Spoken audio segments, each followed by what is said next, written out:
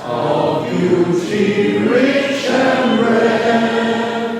In history's page let every stage advance Australia fair.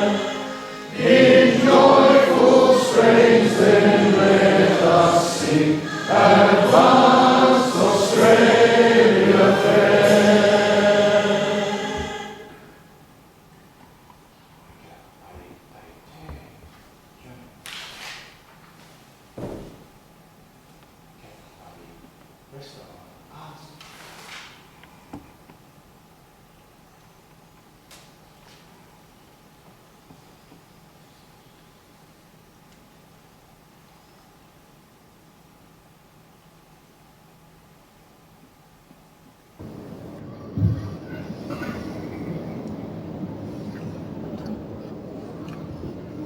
Ladies and gentlemen, please be seated.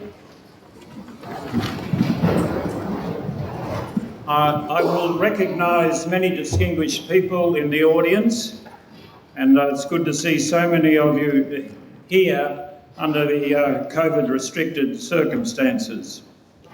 However, I would like to acknowledge at this time the acting principal of Scotch College, Robert McLaren, who has joined us to check on how his troops are going to handle the service. So that'll be good.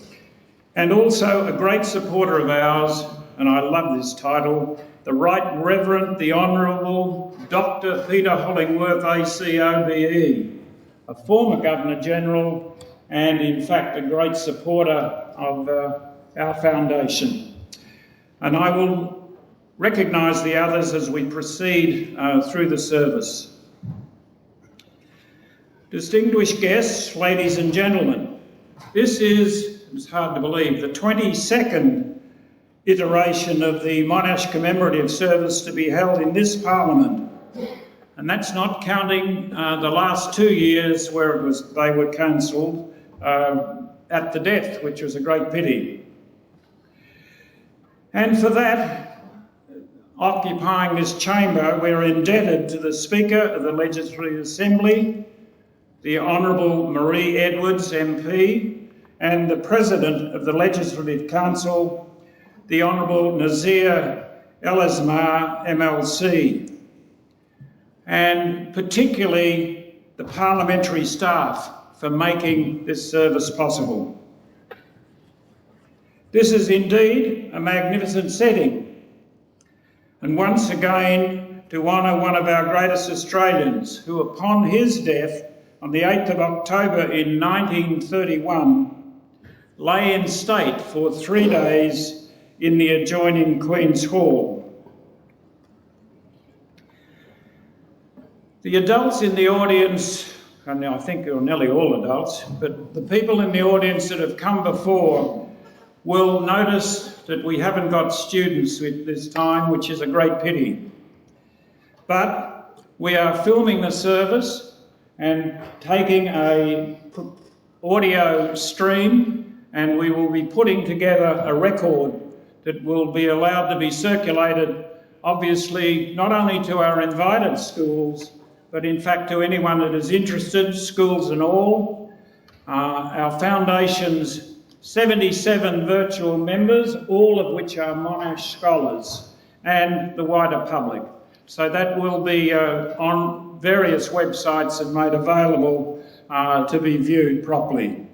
But we are running the service as if the students were here on the basis that our whole aim is to educate secondary students into great nation builders, and our icon obviously is Sir John Monash.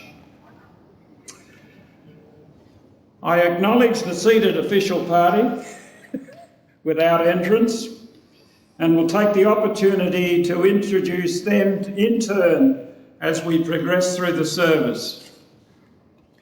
So it's now my pleasure to introduce Mr. John Kennedy MP, the member for Hawthorn, who is representing this time the Honourable Sean Lean MP, the Minister for Veterans.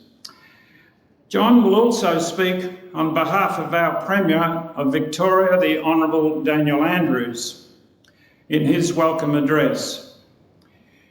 In the case of the Minister for Veterans, I wish to remind you again what interests most of us in this audience is that the Minister for Veterans is responsible for a number of acts.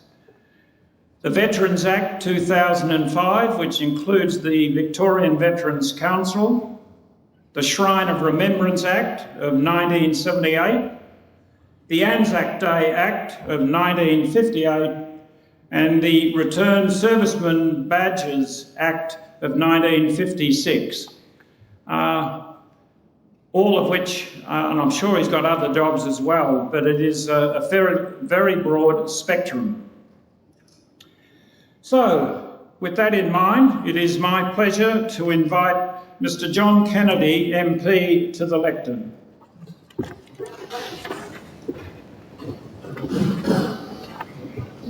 That one, John. To save you walking. It's always appreciated. I'd like to acknowledge the first pupils and traditional owners of this land, the people of the Kulin Nations. Pay my respects to their elders, past and present, and to any elders or Aboriginal people here today. I'd also like to acknowledge any veteran or the family member of any veteran here today. Quite a few looking around. It is my pleasure to welcome you to the 2022 Monash Commemorative Service on behalf of the Minister Sean Lee.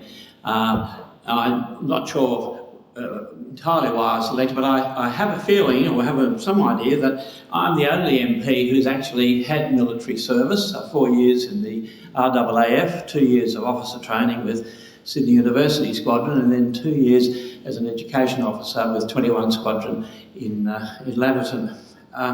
There may have been some other reasons, but he might not have been aware of them. One is that I am the member for Hawthorn, and in Hawthorn we have such constituents as Scotch College, and they're here today contributing. But more importantly, John Monash lived here, albeit briefly, in Yarra Street, Hawthorn. So Hawthorn has a connection of various kinds, and I'm pleased to acknowledge that and point it out.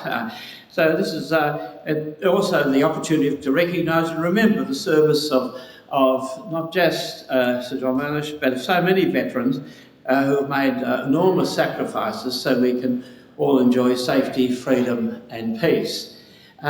In the notes prepared for me, I'm acknowledging and welcoming also amongst you Mr James Rosenberg, Chairman of the Spirit of Australia Foundation, the Right Reverend Dr Peter Hollingworth, Colonel Jason Cook, representing the Chief of Army, Major General Jim Barry over here. On my left, Brigadier Peter Alcamain, President of the Defence Reserves Association of Victoria, Commodore Greg York, RAN, Senior Naval Officer in Victoria, Dr Robert Webster, State President of the RSL Australia, Victorian branch, and of course I welcome again all of you here today.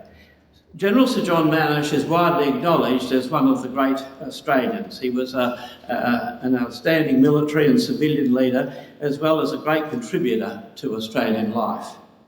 We take this opportunity today to recognise and remember the services of General Sir John Monash, as well as the service of all veterans and the contributions that they have made. General Sir John Monash led a distinguished military career, and the lessons of his legacy are still taught to Victorian Reserve officers in training at Monash Company to this day. General Sir John Monash was the first Australian to fully command Australian forces. He promoted the concept of the commander's duty to ensure the safety and well-being of his troops.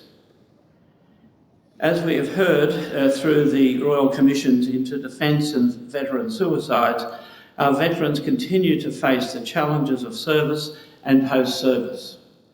And so the legacy of General Sir John Monash remains equally relevant today as we continue to support veterans and their families.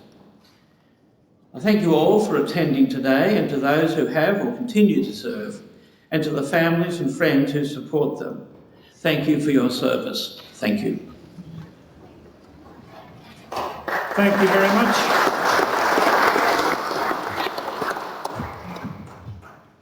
And now to provide some context to this service, especially for the students that aren't here, it is my pleasure to invite the Chairman of the Spirit of Australia Foundation, Mr. James Rosenberg, also to the lectern.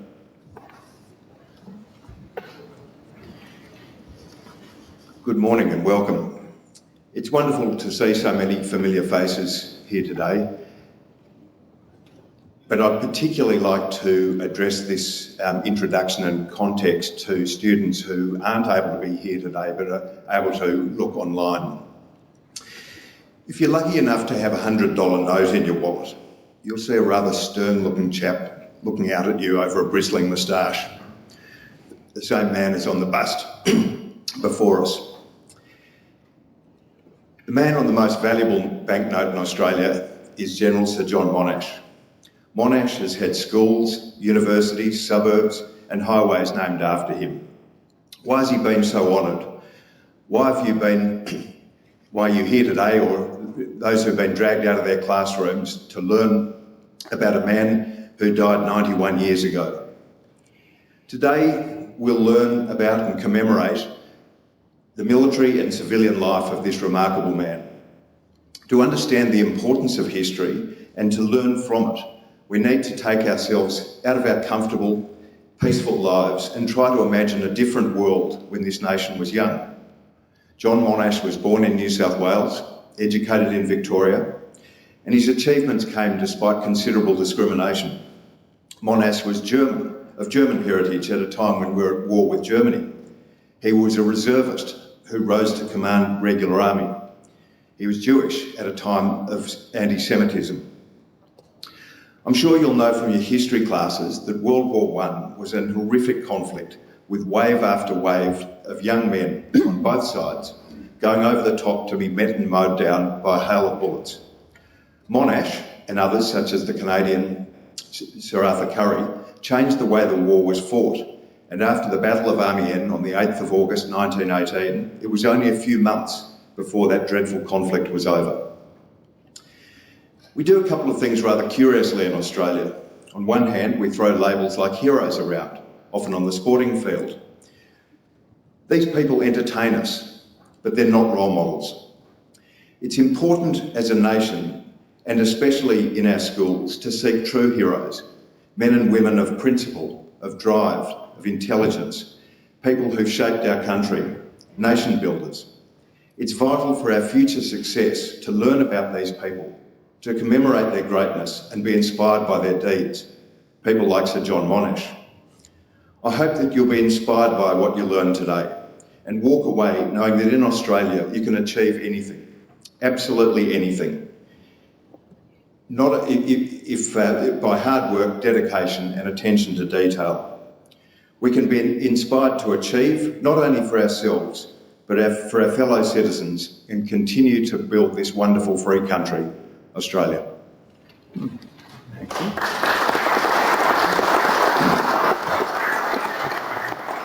Thank you, James, for that introduction for the students, and maybe a little bit for the adults as well. Now, for something different, and why you've been given blue lapel ribbons. But first, a little history as to the background to this, going back to 1915. Then Brigadier Monash had withdrawn from Gallipoli with his 4th Brigade on the night of the 19th of December 1915, where that famous withdrawal occurred without casualties. They regrouped on Lemnos Island and were only there for less than 2 weeks before they had to sail to Egypt on New Year's Eve, I believe, where they found that in Egypt they were part of General Godley's corps of both the 4th and the 5th Division, where they were reinforced and retrained over a period of 5 months. 5 months only, before sailing off to the Western Front in June of 1916. Pardon me. Monash's 4th Brigade was in the 4th Division under a Major General Cox, described by Monash as a peppery Indian Army British officer. I don't seem to recognise those sort of people. Who came to respect Monash's ability and in fact eventually recommended him to be promoted to Major General and to the new command of 3 Division, which was then, on his promotion, training on Salisbury Plain in England. Monash had only been on the Western Front for 2 months when he was promoted. Going back a little bit, during the 4th Brigade's time in the desert of Egypt at Tal al-Kabir, and it certainly was desert, it was 120 kilometres from Cairo and 50 kilometres inland from the Suez Canal. However, it was Monash's initiative and his innovative approach to looking after his men that created the birth of what we know as Anzac Day. This was on the first anniversary of the landing in 1915, and as most of you know, Monash also made quite sure that Anzac Day continued. Now, to describe that first Anzac Day in 1916 and why you've been given a blue ribbon, it's best to listen to Monash's own words in a letter to his wife Victoria, who he always addressed as Vic. The letter will be read by Cadet Under Officer Prithi Ramesh Etta, I hope I've pronounced that correctly, of the Scotch College Army Cadet Unit. Would you please welcome Prithi to the microphone.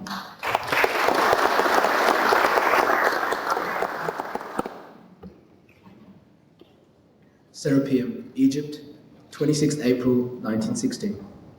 My dear Vic, I must tell you about the celebration of Anzac Day yesterday. I turned out the whole brigade with all attached units at 6:45 a.m. Every man who had served on Gallipoli wore a blue ribbon on the right breast, and every man who in addition had taken part in the historic landing on the 25th of April 1915 wore a red ribbon also. I am enclosing mine to you as a keepsake. Alas, how few of us who are left were entitled to wear both. We then had a short but very dignified service, ending with the fine, stirring address by Chaplain Lieutenant Colonel Ray, who landed with us. Then the massed bands of the brigade played the Dead March in song, while the parade stood to attention. Then the massed burglars blew the last post. For the rest of the day, everyone was given a whole holiday. Corps Commander Lieutenant General Godley and his staff came down from Ismailia.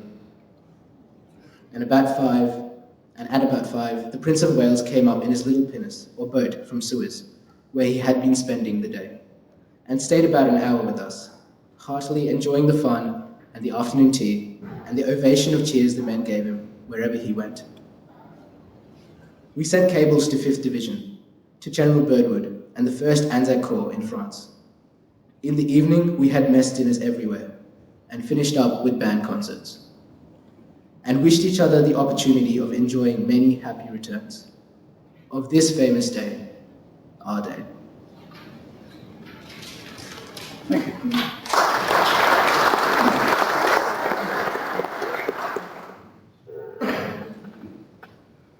Thank you very much for the... And as I put in my previous remarks introducing that, how prophetic it was that, including that letter. Okay, and now to hear about the relevance today of General Sir John Monash, it is my pleasure to introduce Colonel Jason Cook, Deputy Commander and Senior Liaison Officer, Joint Task Force, numbered 629.2. And hopefully he'll try and explain that to us, who will speak on behalf of the Chief of Army, Lieutenant General Simon Stewart, AO DSC. Colonel Cook has over 40 years of service within the ADF. And it's interesting, he started as an infantryman in the Monash University Regiment on their officer cadet course.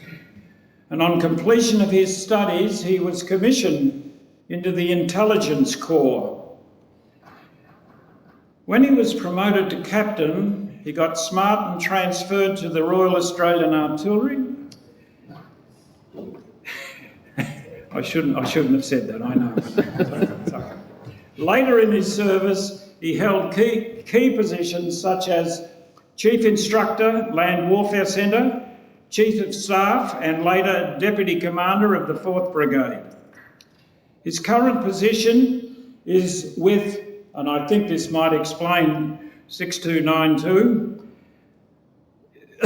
is with Operation COVID Assist. I think that'll ring with all of us, unfortunately.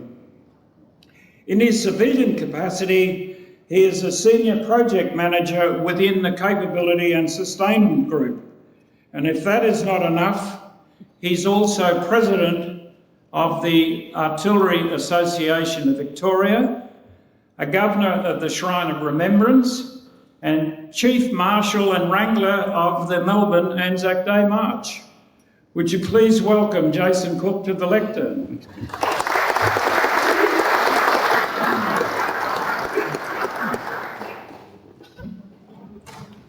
Thanks, sir.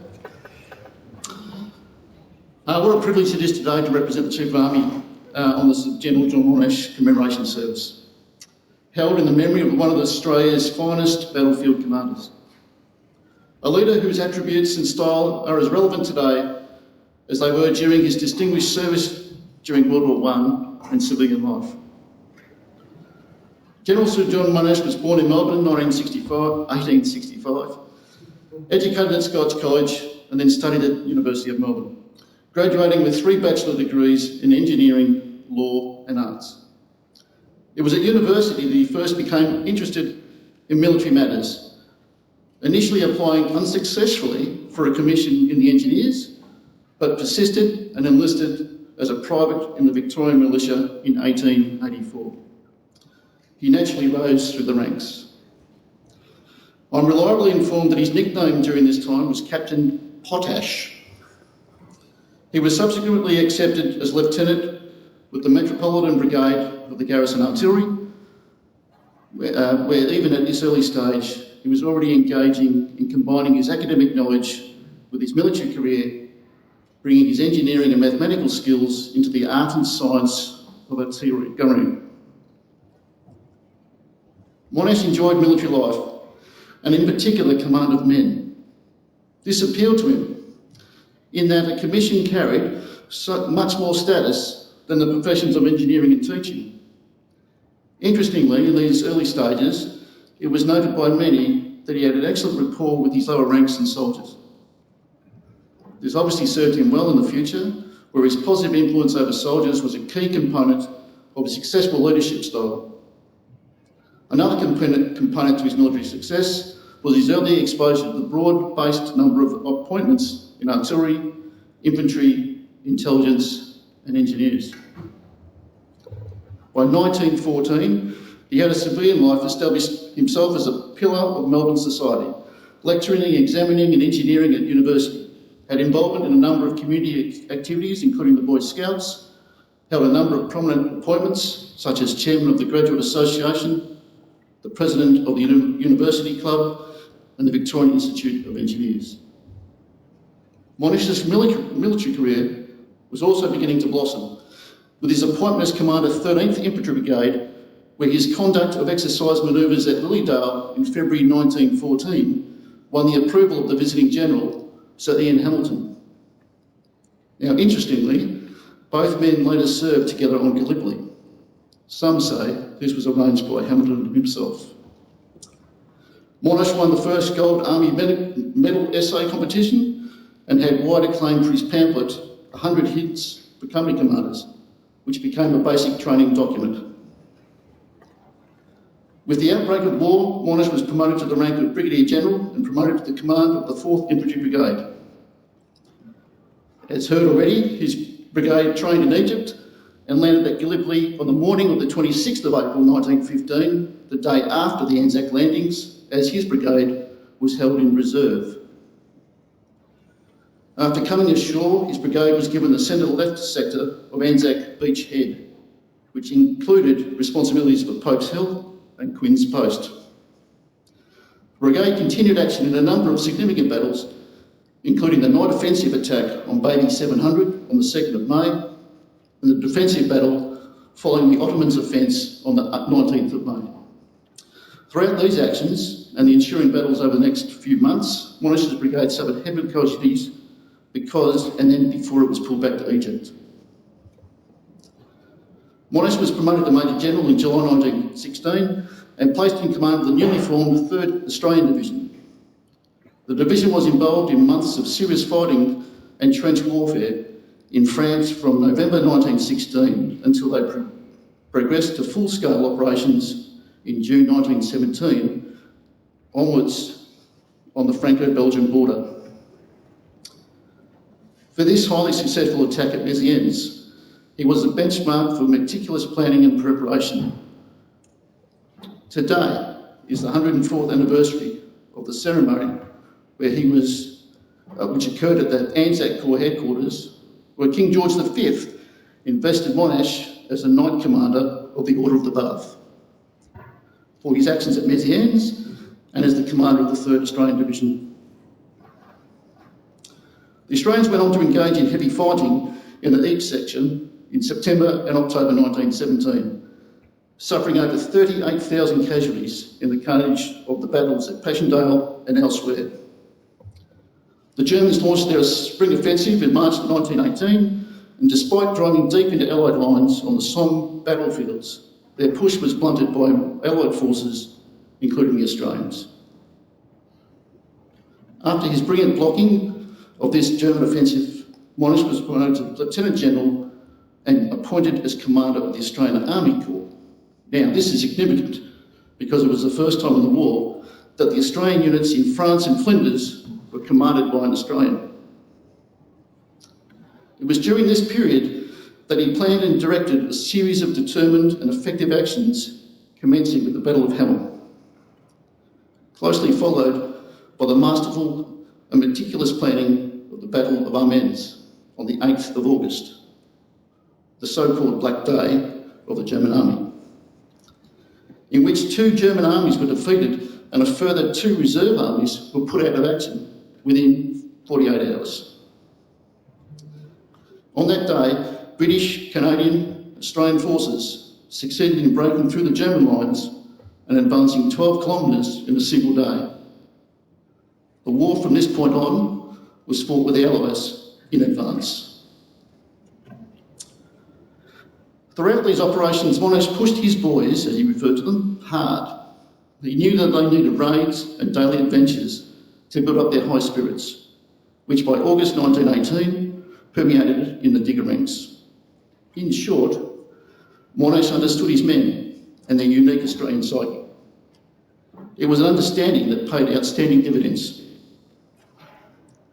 Over the next 3 months, the Australian Corps, under Monash leadership, fought highly successful engagements at Mont Quintin, Peronne, and broke through the Hindenburg line at Belgalazi.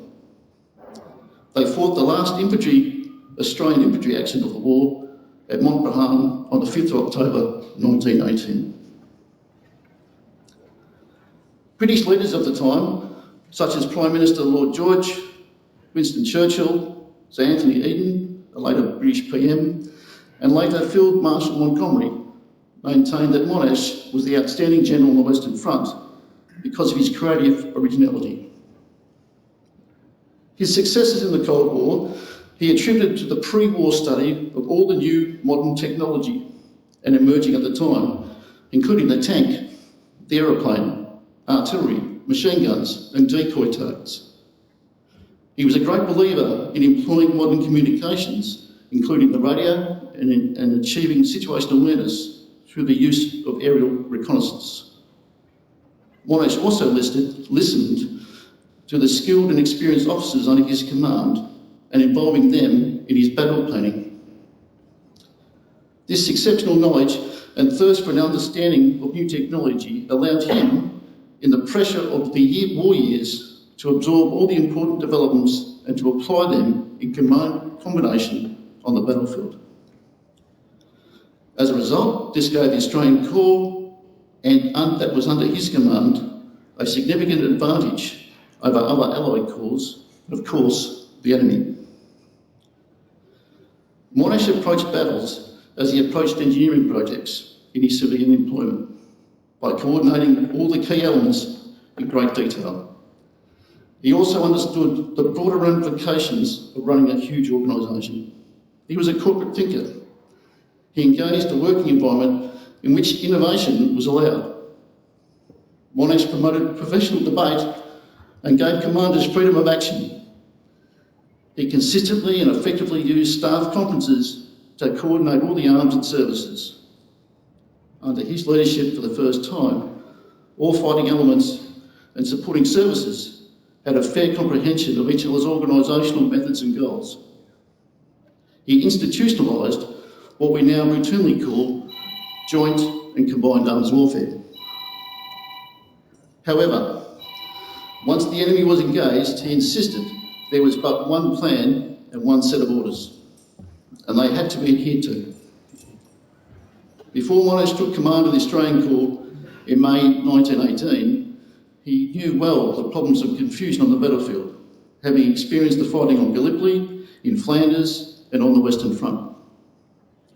His emphasis on detailed and coordinated planning was intended to reduce this level of confusion and uncertainty to ensure success. Upon returning from war, Monash's energy enabled him to continue with his prominent community involvement and contributions to a number of organisations.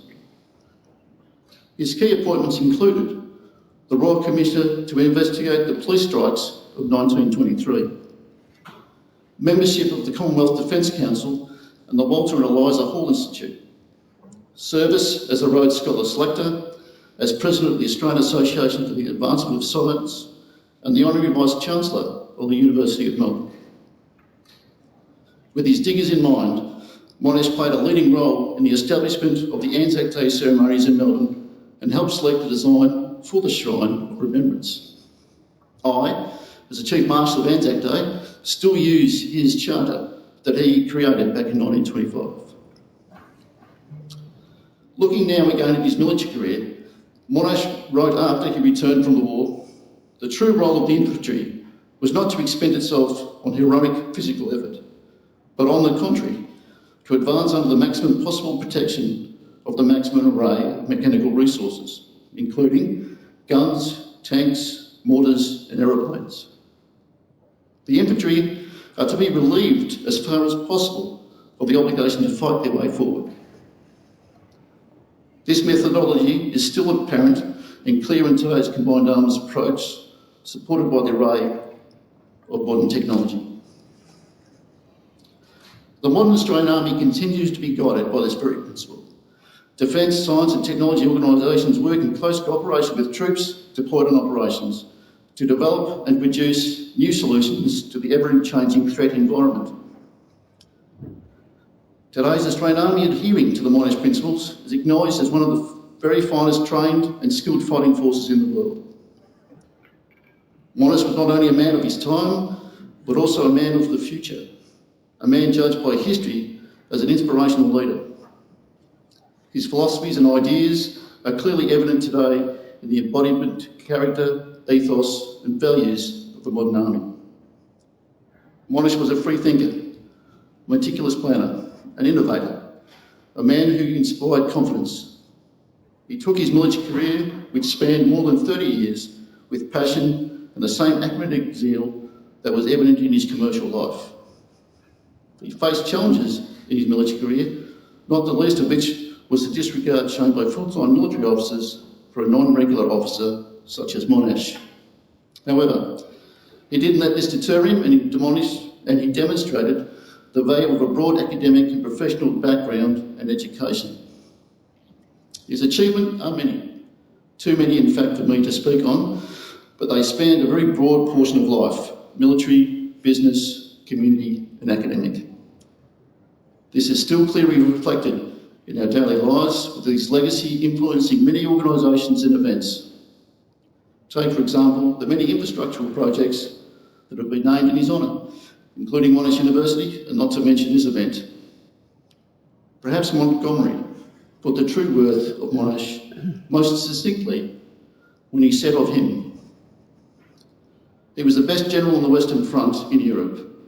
He possessed real creative originality, and the war might have been over sooner, and certainly with less casualties, had Monash been appointed to command the British armies." General Sir John Monash, born 27th of June 1865 and died 8th October 1931. His legacy is enduring, and he is truly, for all times, a great Australian.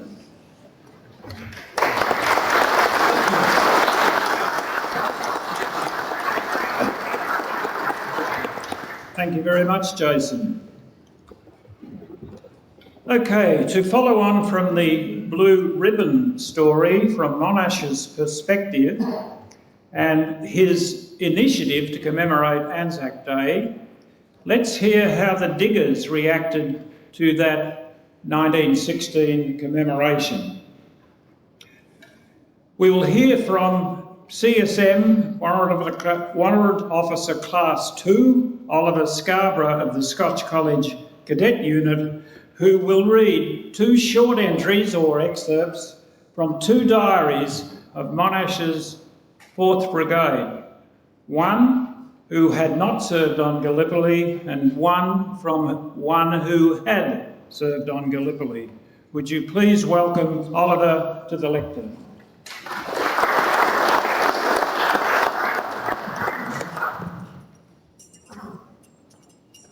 Anzac Day. Church Parade in memory of the soldiers who fell on Gallipoli. Red and blue colours were issued to men who fought on the peninsula. Then we had a holiday. The day being very hot. We lay about in the tent.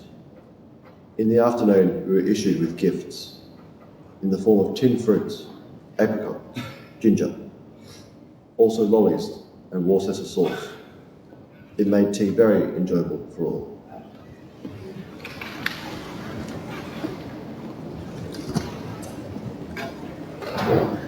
Whilst at this camp, which was in Egypt on the Suez Canal, Anzac Day was held. A holiday being granted, sports were held, and as a distinguishing mark, all men who were on Anzac received a blue ribbon to be worn that day. It was 12 months since the Australians had made that glorious landing and made for Australia a name that will live for all time in the history of Australia. Thank you. Thank you, Oliver and Chipwood. And once again, how prophetic, 103 years on. It's our custom to have a variety of speakers at these services and also have a non-military perspective portrayed of this great Australian. So it's my personal pleasure to introduce Miss Sarah Schwartz, the 2019 Roden Cutler New South Wales John Monash Scholar. It's a pretty long title, but there we go. Her qualifications are Bachelor of Arts, Bachelor of Laws out of Sydney University, and a Master's in Law at Harvard University. She's a senior lawyer at the Victorian Aboriginal Legal Service and a lecturer at Melbourne School. Sarah represents clients and leads strategic projects in the area of, you'll enjoy some of these, police accountability, the rights of people in prison, and coronial inquests into Aboriginal deaths in custody, a very pertinent subject just at the moment. Sarah completed, as I said, a Master of Laws in 2020 at Harvard University, focusing on policing and criminalisation of poverty. She's published widely in the areas of human rights, criminal law and community lawyering. Hopefully, she will tell us a little bit about her journey as she makes her way to the lectern. Go around the back, it's easier.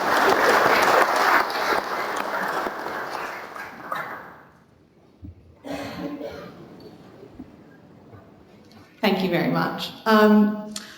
I wanted to start by acknowledging the traditional owners of the lands on which we meet today, the peoples of the Kulin Nation. I pay my respect to their elders, past and present. I acknowledge and honour the unbroken spiritual, cultural and political connection of First Nations to this unique land for more than 2,000 generations. Recently, Victoria has started down the long road of truth-telling in regard to the ongoing impact of colonisation and dispossession of Aboriginal people. In April of this year, the historic Yuruk Justice Commission commenced its first public hearings. The Yuruk Commission is the first formal truth-telling process into former and ongoing injustices experienced by First Peoples in Victoria in all areas of life since colonisation. I speak about truth-telling, injustice and the ongoing impact of colonisation, as this is intrinsically connected to my current work at the Victorian Aboriginal Legal Service. Through my work with Aboriginal and Torres Strait Islander peoples and communities, I see the impact of discriminatory and exclusionary criminal laws. Discrimination, exclusion and othering was something that General Sir John Monash may have been able to relate to. Like myself, Monash was Jewish and was the child of immigrants. And like myself, his Jewish upbringing instilled in him a passion for community service and political engagement. As you've heard, upon Monash's return to Australia, he dedicated himself to service of his community and held positions such as Vice-Chancellor of Melbourne University and President of the Australian Association for the Advancement of Science. Monash also held a prolific and lifelong passion for education and continued learning. He had 6 degrees in disciplines as wide as arts, science, law and engineering.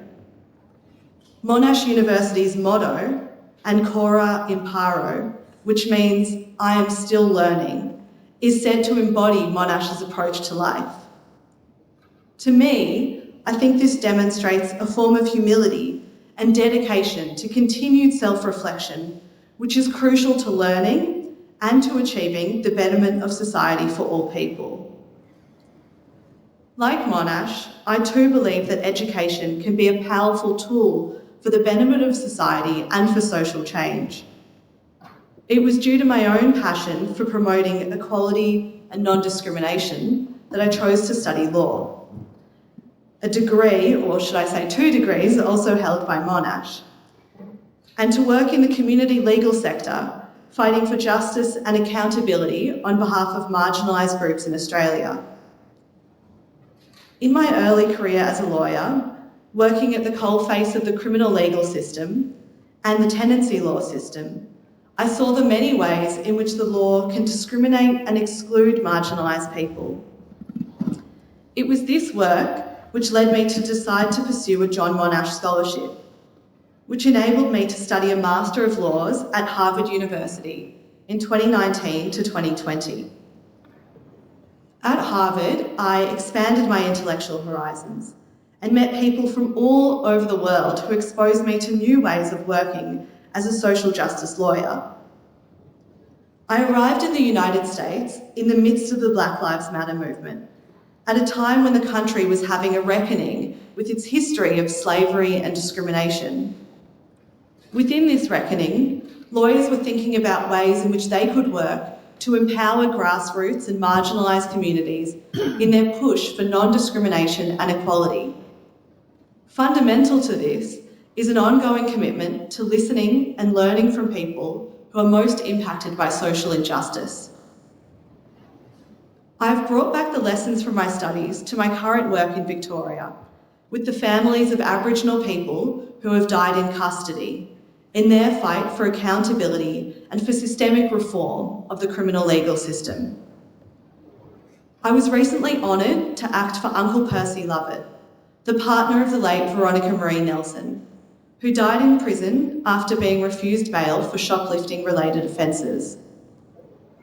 Veronica was a proud and strong Gunditjmara, Djadjawarang, Wiradjuri and Yorta woman. She is described by family as someone who would always help those in need, who was deeply spiritual and to whom family meant everything. Veronica's death has shone a light on some of the continued harms of the criminal legal system on Aboriginal and Torres Strait Islander people in Victoria. I am privileged to be able to use my education to support Veronica's family in their push for changes to the criminal legal system, including changes to bail laws and reform of prison healthcare. In this work with families, I hope to bring some of the humility and passion for continued learning which inspired me to further study. It is only through listening and learning that I can do the work that I do to support Aboriginal communities in their push for genuine systemic change. To all of the students here today and to those watching now and in the future, I would encourage you to also use your education to pursue the betterment of society for all people.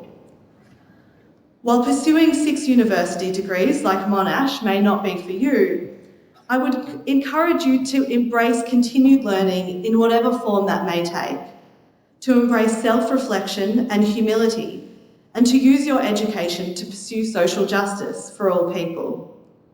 In the words of General Sir John Monash, equip yourself for life, not solely for your own benefit, but for the benefit of the whole community. Thank you.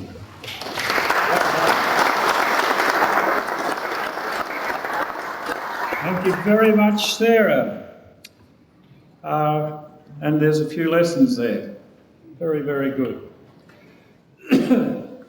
I'm always a little nervous with this one, but I would hope that I'm about to welcome Piper Max Searle of the Scotch College Pipes and Drums up in the gallery behind me to play Highland Cathedral. Am I correct? Is he there? Thank you.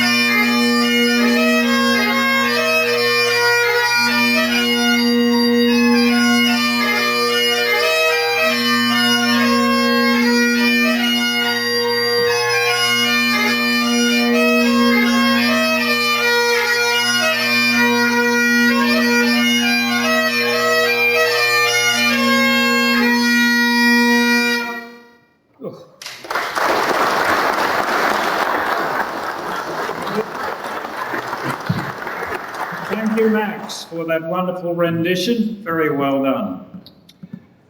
We now come to the memorial aspect of today's service, and we are privileged to have Rabbi Ralph Ganende, OAM, Senior Rabbi to the Australian Defence Force and a member of the Religious Advisory Committee to the Armed Services.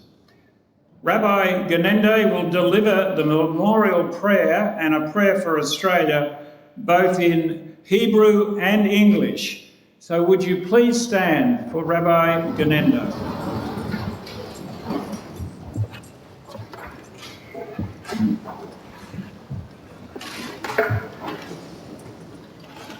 Thank you, Major General Jim. It's always a pleasure and a privilege as a leader in the Jewish community, as well as one who champions social justice and recognition for all of our Australians to be part of this really important commemoration.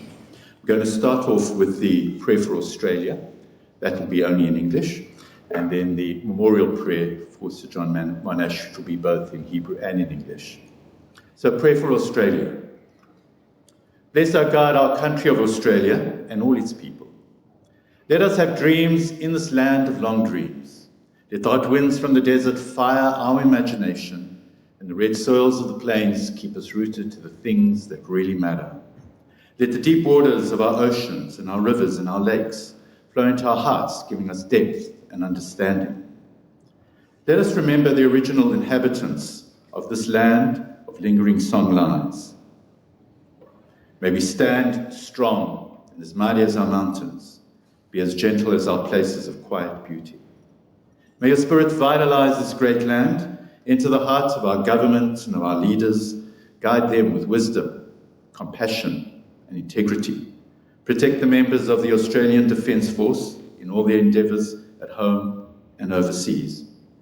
May you teach our leaders, soldiers, and protectors how to act bravely but wisely. Let our compassion be like the encompassing coastlines of our singular continent. May peace move steadily and surely across this ancient and enduring land. Lord God, may your promise be with us always. Now the memorial prayer.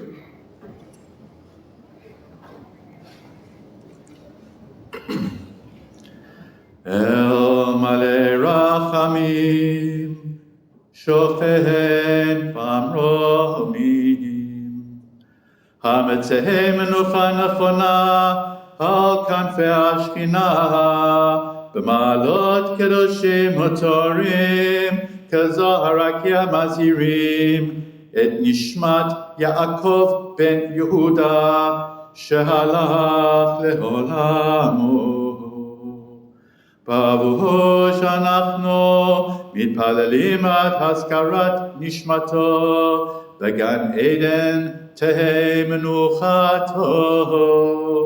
לכן מלא רחמים, יסדירהו ושאת כנפיו לעולמים, ויצרור החיים את נשמתו, אדוני הוא נחלתו, וינוח בשלום על משכבו.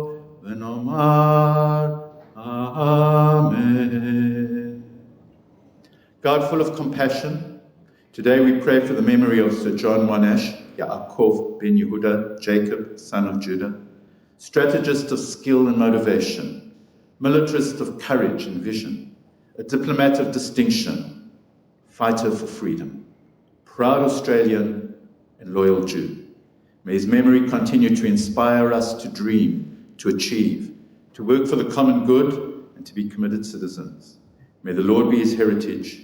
May he rest in peace. And let us say, Amen. Amen. Thank you, Rabbi. Thank you very much, Rabbi. Please be seated.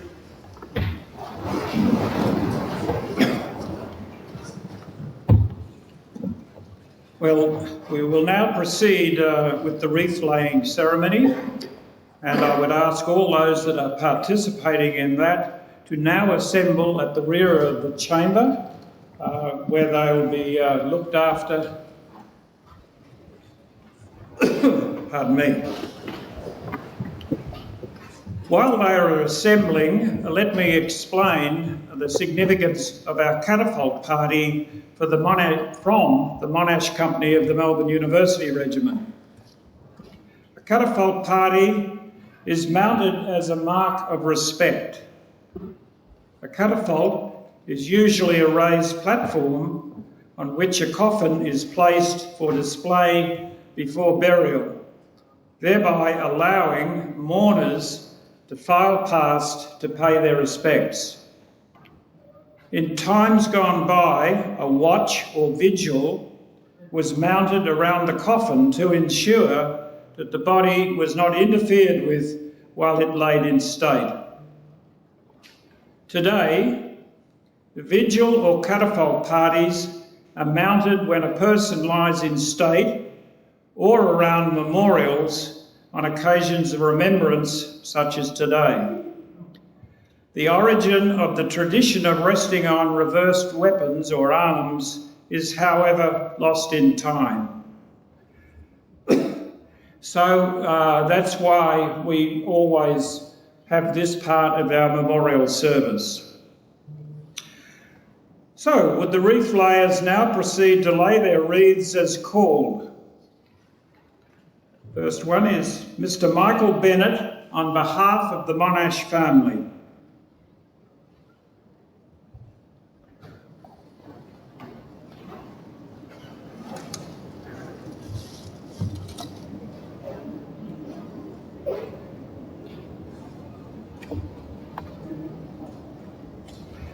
Mr. John Kennedy on behalf of the government for the people of Victoria.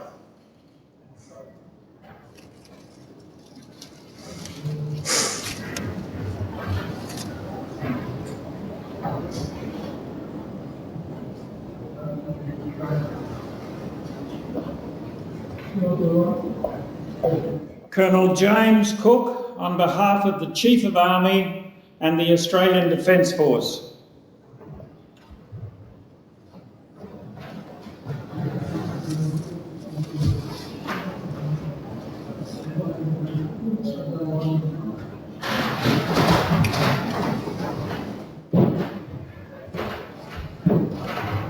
Dr. Robert Webster, OAM, President of the Returned and Services League Australia Victorian Division, I should say.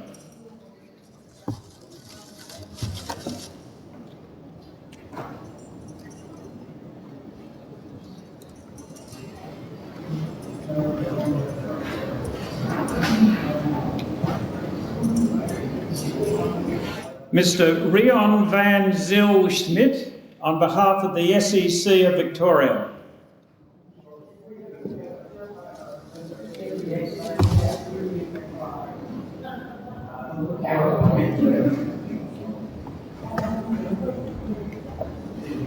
Mr. Ben Hirsch of Vajex and Mr. Doran Abramovici of the JCCV.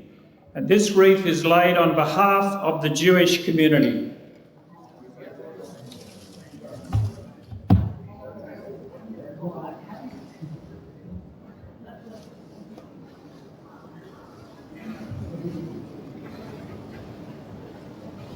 Miss Anna Murray and Kisald Werratun, I think I've got that right, representing Engineers Australia, Victorian Division.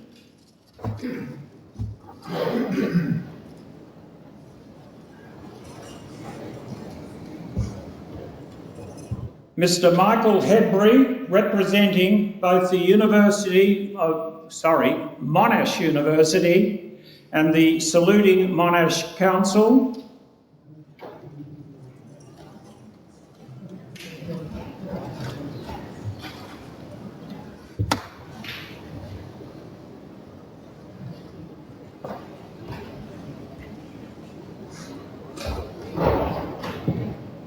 Mr. Tyson Taylor, Governor of the Shrine of Remembrance, and on behalf of that organisation.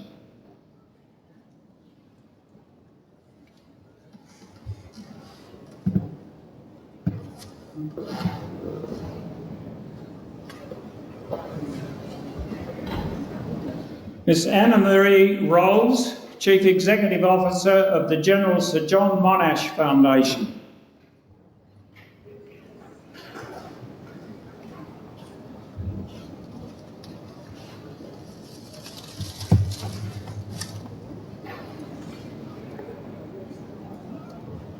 And do I have one more? Okay, except I don't know of whom it's for. But anyway, come in. Peter Davis, Great Club of Melbourne Gym. Okay, please lay the wreath.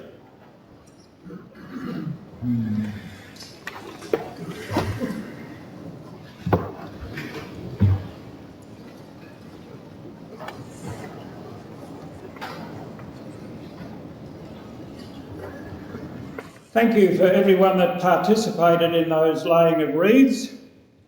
And whilst some of them are returning to their seats, let me explain the procedure of this remembrance ceremony. I will soon be asking you to stand. Then I will ask Oliver Scarborough of Scotch College, the CSM, to recite the ode. He'll be followed by the bugler, Warrant Officer Second Class Max Kelly of the Scotch College Military Band, who will sound the last post. We will then observe a minute's silence, ending in the sounding of rouse. Now, we are all familiar with the ode, however, few of us know of its origin. And may I just refresh your memories if you do.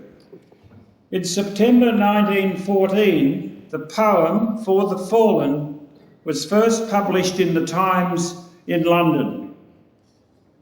The author was a British poet and scholar, Lawrence Binyon. During the First World War, he served with the Red Cross, including on the Western Front, and his 7-verse poem honoured the World War I English war dead at that time. The 4th verse from Binyon's poem, For the Fallen, has gained an existence of its own and is today known as the Ode. But it is now one that applies to all war casualties.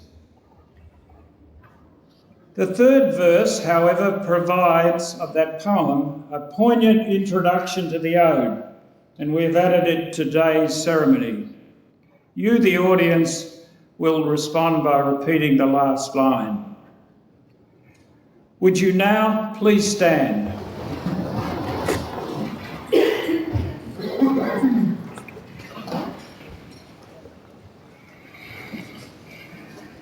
They went with songs to the battle. They were young, straight of limb, true of eye, steady and aglow. They were staunch to the ends, against odds uncounted. They fell with their faces to the foe. They shall grow not old, as we that are left grow old. Age shall not weary them, nor the years condemn. At the going down of the sun, and in the morning, we will remember them.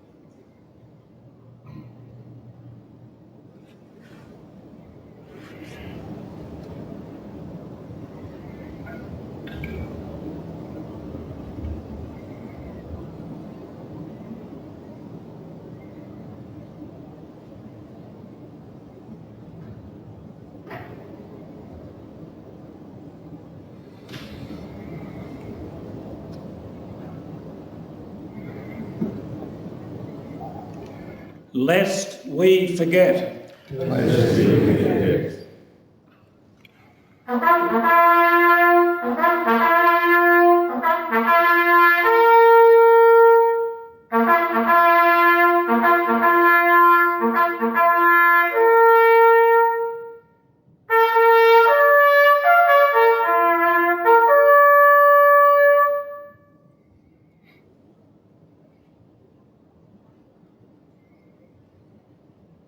Thank you. Please be seated.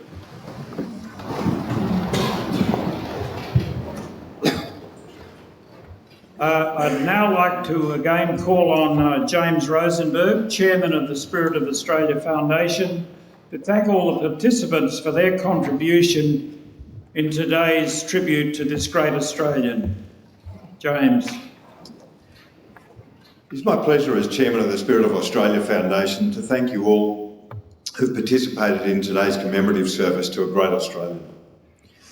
At times it seems we suffer too much from the tall poppy syndrome, and I feel we do not hear enough, particularly in our schools, of these men and women who've guided to make Australia the great nation it is today. Today you've heard about a truly great Australian, a compassionate man that provided great leadership not only in war, but more so in peace, and furthermore, especially about our democratic way of life that we now enjoy. Monash is our foundation's iconic personality for all of the reasons we've heard espoused today. This service was resurrected almost 20 years ago by Bruce Ruxton, the then president of the Victorian Return and Services League, and successfully organised by the Monash Foundation until 2005, when they requested our foundation, which was formed in that year, to take over the responsibility. So it's now our foundation's privilege to organise this service. And I should add, as you'll see in the order of service, the Return and Services League and the Monash Foundation continue to support our endeavours, of which we're very grateful. We're thrilled to have exported the service to Sydney and Brisbane, and from later this year to Canberra. However, my task is to express appreciation and thanks that are due to many people, especially our speakers. Sarah Schwartz, our 2009 John Monash Scholar, Colonel Jason Cook, who enlightened us on Sir John representing the Chief of Army, and Mr John Kennedy, who spoke on behalf of the Government of Victoria. And further, to Rabbi Ralph Ganende for the memorial prayers, our friends and students from Monash's alma mater, Scotch College, and a special mention to the Melbourne University Regiment and its splendid catafalque party. May I also acknowledge the Speaker of the Legislative Assembly, the Honourable Marie Edwards MP, and President of the Legislative Council, the Honourable Nazir Alasma MLC, and the parliamentary staff for their continued cooperation in support of this service. Not only for use of this magnificent chamber, but use of the Queen's Hall as well. We're delighted with the representation we have from many important organisations within the community. I've already mentioned the Return and Services League and the General Sir John Monash Foundation, but we've also got representatives from the State Electricity Commission of Victoria, Engineers Australia, Victoria Division, Monash University, our friends from the Shrine of Remembrance, and many of the Jewish community, especially their service and ex-service organisation, VAJAX. To complete the list, I also acknowledge the presidents and chairmen or their representatives from the Shrine of Remembrance, Rotary Club of Melbourne, Royal United Service Institute, Melbourne Legacy, Defence Reserves Australia Association, and Military History and Heritage Victoria and the saluting Monash Council. Hopefully I've not missed any organisation. I'd also like to acknowledge the presence today of officers representing the services of our Australian Defence Force. And in fact, I should say to our VIPs and all guests in attendance, your presence is greatly appreciated. I'd like to express my gratitude and pay tribute to my fellow directors of the Spirit of Australia Foundation and volunteers who have helped conduct today's service. My penultimate thanks, as always, go to our MC, Major General Jim Barry, our Deputy Chairman, who's long been the driving force behind everything we do. We simply could not operate without his considerable efforts. And Jim, my annual reminder, you're not allowed to retire.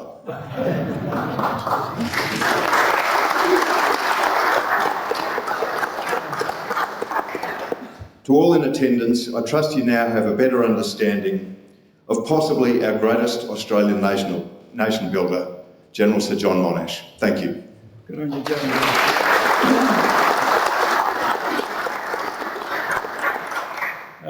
Thank you for that accolade. As that completes our service, would you now please stand and remain standing while the catapult party dismounts, and that'll be followed by the official party departing.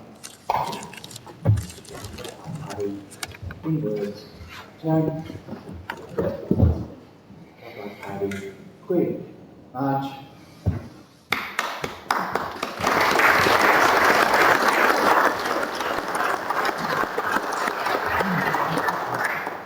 You go, troops.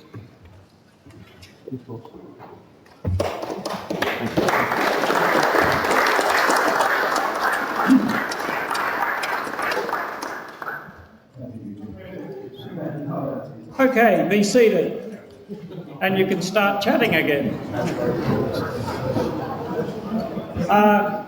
As is usual, I thank you for your attendance today, and keep wearing your blue ribbons for a while so that you can tell the inquirers about this great Australian. And if you will, please enjoy the rest of the day. Thank you.